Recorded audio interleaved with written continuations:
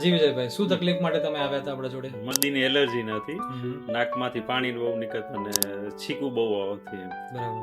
ને જ્યારે શરદી થાય તો અહીંયા છે ને શરીર મારું બહુ હીટ થઈ ગયા તો એટલે બહુ ગરમ થઈ ગયા એટલે તાવ જેવો પણ લાગે. જનરલ શરદીમાં તેવો થવો ન જોઈએ પણ એ પ્રોબ્લેમ પણ બહુ હતો. બરાબર. પ્લસમાં માથું ને એ પણ દુખતો.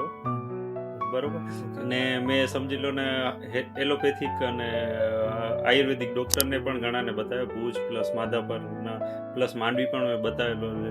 થોડા ડૉક્ટરને બતાવ્યા છતાં પણ સમજી લો મને ફરક ન લાગો. એટલે દવા ખાઉં તો થોડાક દિવસ ફરક પડી જાય, 5-6 મહિના ખાધા પછી પણ અગર ફરક ન પડતો હોય તો મતલબ જ નથી. બરાબર. એટલે પછી મેં મૂકી દીધું. મેં કીધું વાંધો નહીં. પછી સોશિયલ મીડિયામાં ઇન્સ્ટાગ્રામ ઉપર તમારી જોઈ, એના પછી તમારો કોન્ટેક્ટ કર્યો ને સમજી લો આપણે મેં 34 મેં તમારા ઘરે દવા લીધી હતી ને આજે સમજી લો ને 2-6 છે.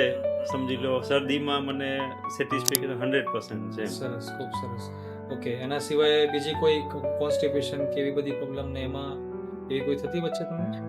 એટલે માથો ને એવું દુખતો હતો એમાં પણ હવે ઘણી એવી રાહત છે. બરોબર. બોડી હીટ થતી એ પણ હવે સમજી લો માઇનર થોડી કરીએ, બાકી એ પણ હવે નથી કારણ કે શરદીનો પ્રોબ્લેમ સોલ્વ થઈ ગયો. એટલે પછી આપણે શરીર થોડુંક લૂઝ થઈ એટલે શું કે એનર્જી ઓછી રહેતી, એ પણ હવે થોડીક એનર્જી પણ એમ થાય, કામ કરીએ તો થાક બાક નથી લાગતો. હા, મનને લાગે એમ. ને રાતના ઊંઘ પડે એવો એ પણ નથી આવતી. એ પણ હવે હવે સરસ. તો એપ્રોક્સ કેટલા % તમને સારું કહેવાય? સમજી લો ને 90% થી ઉપર તો છે જ સારો. ઓકે, સરસ. ઠીક છે. કેવો રહ્યો સાઈ હોમિયોપેથી ક્લિનિકલ એક્સપિરિયન્સ?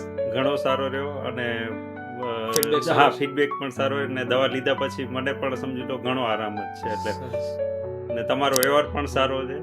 બરોબર. ડૉક્ટર ઉપર ડિપેન્ડ કરે છે કે જે વસ્તુ તમે પૂછી મને કલાક એક વાર એના ઉપરથી એટલો ખબર પડી જાય કે સમજી લો રૂટ્સ મતલબ શું પ્રોબ્લેમ છે એ ડૉક્ટર જાણે તો જ એની દવાઈ આપી શકે. એ વસ્તુ તમે આપી છે એટલા માટે માનો છો, બરાબર ને? એટલે હોમિયોપેથી આ વસ્તુને જડમૂળથી કરી શકે. 100% કરી શકે. Okay, thank you. Welcome. G.